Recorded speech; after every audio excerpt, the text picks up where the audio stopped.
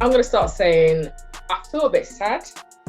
I feel a bit sad following that fight, and I'll be honest. Yeah, I'm not a big fan of these exhibition shows. Your reputation is also on the line. Leave us with the good memories, you know. Exactly. It's the Boxing and Bantz ladies. For those who don't know, I am KD and my co-host is Sham. I guess we were spoilt rotten with boxing weekend just gone. Sham, what are we kicking off with? Tell me, who are we starting with?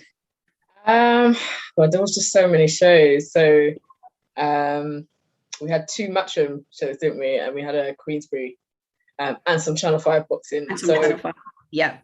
So I wanted to talk EVANDER HOLYFIELD and Vitor Belfort.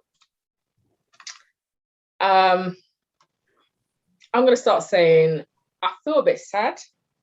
I feel a bit sad following that fight. And I'll be honest, yeah, I'm not a big fan of these exhibition shows because the risk of it is, you know, the memories you had of a legendary boxer when they're older, you know, are kind of destroyed, I think, with these kind of exhibition fights. And yeah, we all get excited to see them. I was quite excited to see what kind of shape Evander was in, and I just felt so disappointed. And the thing is, he looks good. He looks great, you know.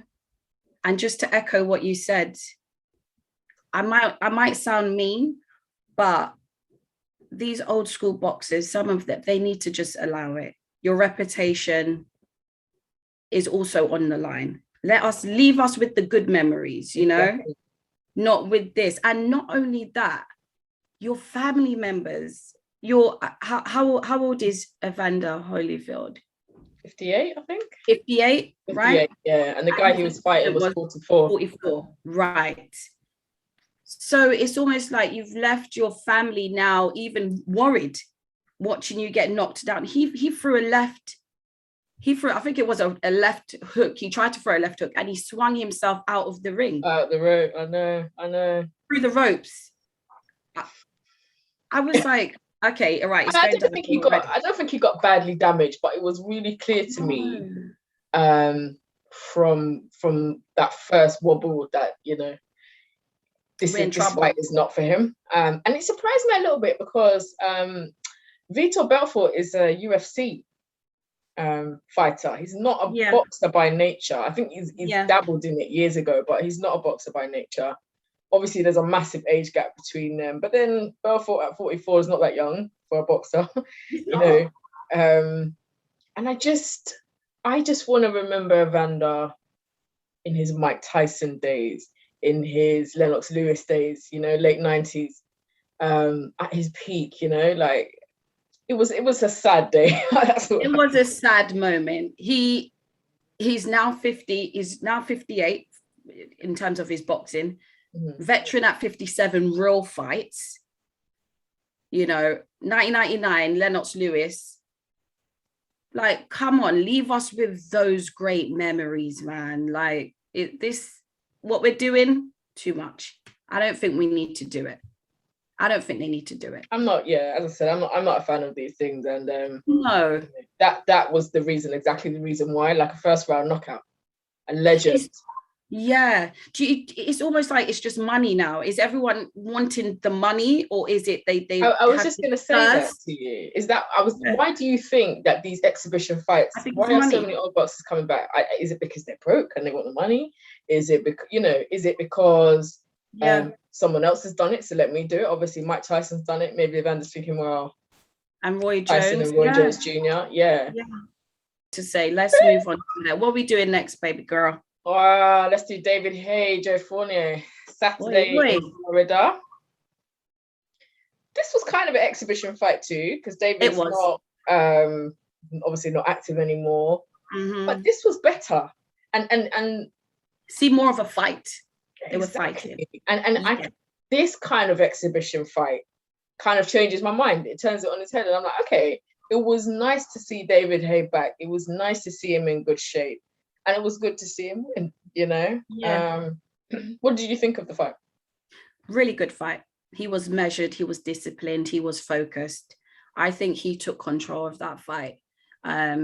Joe wanted to go out there and knock him out because that's what he said he wanted to do. And you could see he tried to set the pace and follow through with what he said. But unfortunately, it didn't go work in his favor. I wasn't quite sure about the slip when he, I was going to say that, I wasn't quite sure. They marked it as a knockdown, didn't they? But I would have called it a slip. Yeah, I thought he slipped. I did try and watch it, but I think about 3 times. I was really analysing it, but I did, The funny thing though, I was laughing. Joe said that Haye is a broken down Corvette. I don't know why I found that so funny, but Haye is just always suffering with injuries after injuries after injuries, right? And then at the end, he's calling out Tyson. What did you make of that? Leave it out, David, because at the end of the day, Tyson Fury needs to fight the people that he needs to fight and to start defending his belt. We haven't got. That's not going to be a fight for the WBC belt, is it? So why would you waste your time when you've got Dillian, you've got Wilder, you've got AJ? Like, we need to see you fight these people now. Like, I think people are quite sick of waiting. We've waited, was it nearly 2 years now, or something along those lines, for him to fight again. I'm not interested in the David Haye fight, although I was impressed with David. Like, I thought it was going to be worse. I'm not saying it was his best performance, clearly not. He's past his best. No. Yeah. But he did well. His defense was good. That I thought was quite good. He was fighting on the back foot, but still won. Still impressed. So it was nice to see. I wouldn't mind seeing it again, but not Tyson Fury. Don't do that. Just do somebody else, but not Tyson Fury. He's got things to do.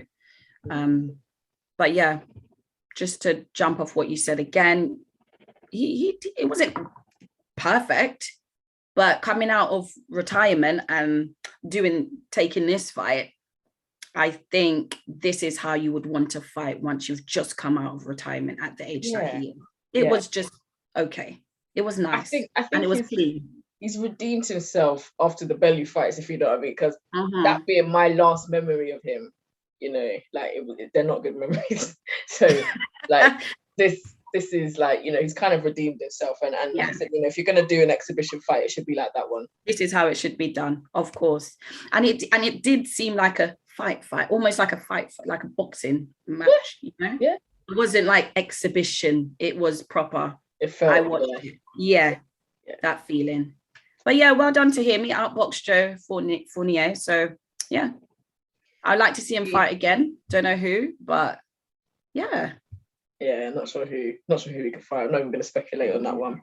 No, forget it. Let's go on to the real fights. Filip Hrgovic and Marko Radonjic, if I've said that correctly. They fought in Austria on Saturday for the IBF International Heavyweight title. Katie, you go first on this one. I think the massive gap in skill level was evident. Hrgovic, he was an Olympic bronze medalist and a top 10 heavyweight contender. Looking at his record, I can't say I've really sat and gone back through his fights, but I've looked at his box rec, and I can see that prior to fighting Hrgovic, he's basically fought.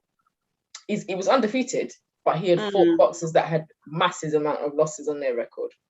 So it's like they said in the commentary, he's got a padded record.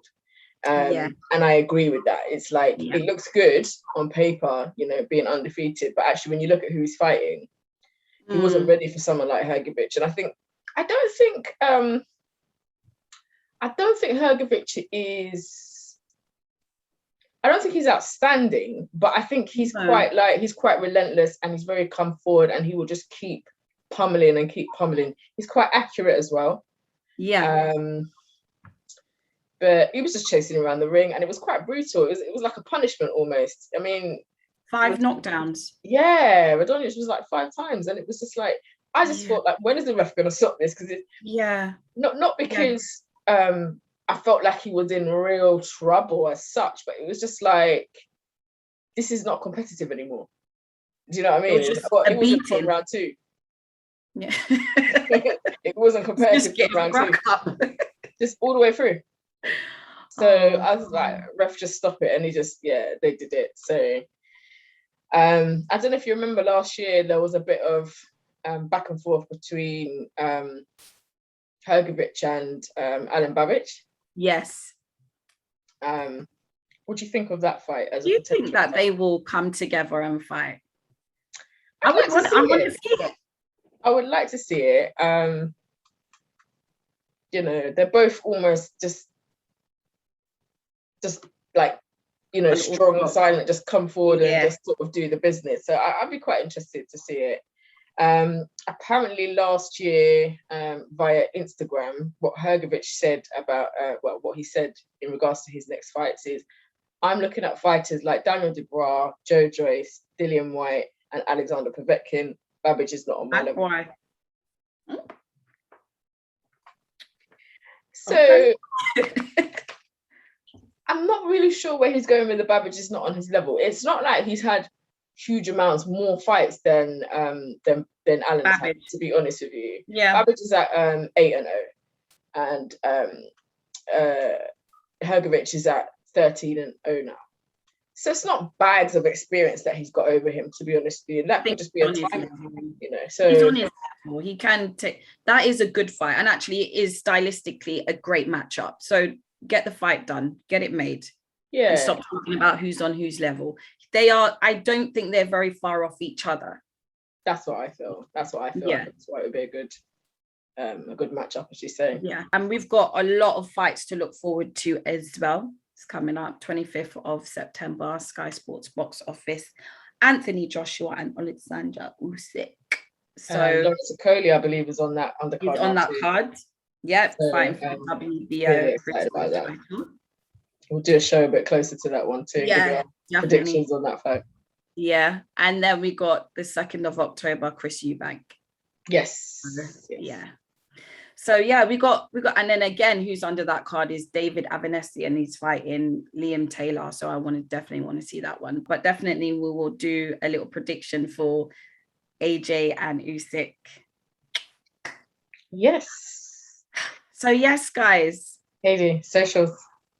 Guys, if you don't know already, follow us on Twitter, Instagram, and Facebook. And it's at Boxing and Bantz, and that's Bantz with a Z.